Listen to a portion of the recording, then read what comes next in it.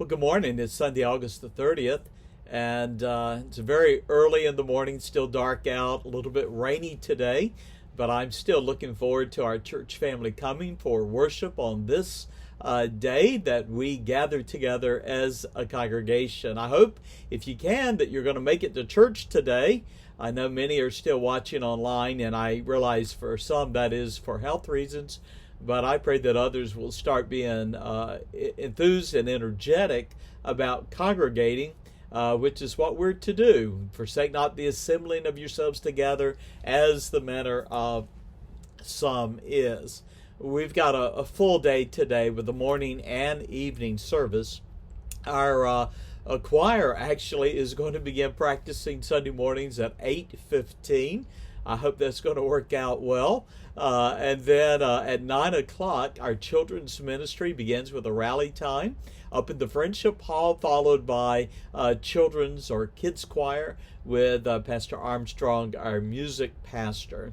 At 9:15, all of our teen adult Bible studies begin their classes, and we are pretty well broken up into individual classes once again. Pastor Barber is still teaching from the auditorium, and I hope that you'll be able to join him online. He will be broadcast on Facebook, Hillsdale's Facebook page, and also on our internet site. And then at 10:30 we'll begin our morning service, the Pastoral Staff Quartet. We're singing this morning a new number. The theme is Heaven. And then opening up with some great hymns. We are still a church dedicated to a traditional worship style in our music as well, desiring to reflect God, whose person is holy.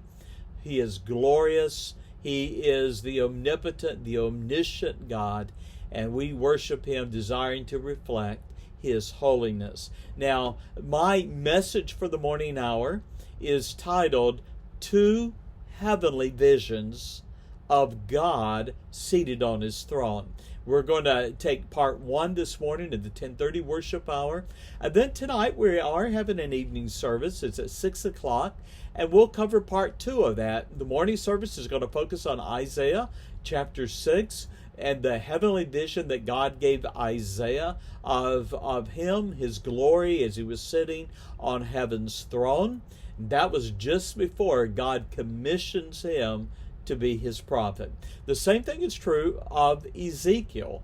In the book of Ezekiel, chapter 1 and chapter 10, God again calls his man, but then he gives Ezekiel a vision of his heavenly glory and then commissions him to be his prophet. There's a pattern there. Two men, Isaiah and Ezekiel, both preaching and exhorting and challenging and confronting an ungodly, sinful, wicked nation. What could God do to encourage those men to face the hardships, the troubles, the trials, and the persecutions? And the answer is God gave them a vision of His heavenly glory. I am convinced the way to get through the trials and the troubles of this life, particularly as many of us mourn what is happening in America, is that our vision is changed from this world to God who is eternal.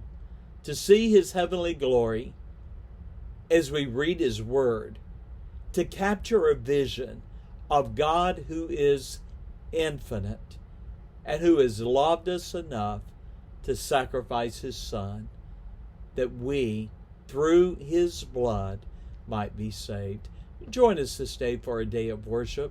Again, our 9:15 adult Bible study classes, teen Bible study, and then coming back to you at 10:30 for our morning service tonight. 6 o'clock, we'll look at the book of Ezekiel. We're also going to be observing the Lord's Supper together. And then finally, we'll close out the meeting with a business meeting, presenting the budget for the new year. God bless you. Have a great day. I hope I'll see the majority of you in church this Sunday morning. God bless. Bye-bye.